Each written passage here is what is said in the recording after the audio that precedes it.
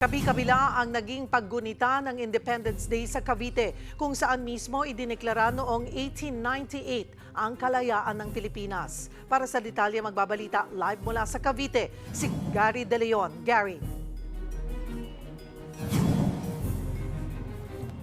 Cheryl, dito sa Cavite, dinaluhan ng ilang opisyal ng pamahalaan ang selebrasyon ika-127 anniversary ng Philippine Independence Day.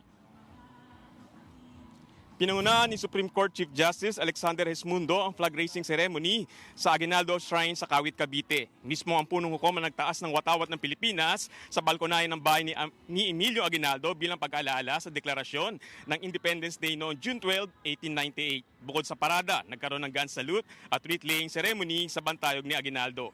Nagkaroon din ng pagwagayway ng bandila ng Pilipinas sa dambana ng watawat sa Alapan, Imus, Cavite. Dito unang iwinagayway noong 1898 ang ating watawat matapos magtagumpay sa pakikigma ng Pilipinong Revolutionary Army sa mga Spanish forces. Para sa mga taga-Cavite, mahalagang balikan ang kasaysayan para sa mga kabataan.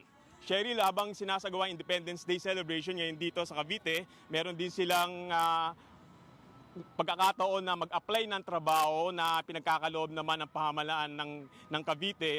2,000 na job opening yung kanilang ibinibigay. Habang 28 na company naman na naghahanap ng mga factory workers, service crew, ang bibigyan nila ng pagkakataon na magkaroon ng trabaho. Cheryl. Maraming salamat, Gary De Leon.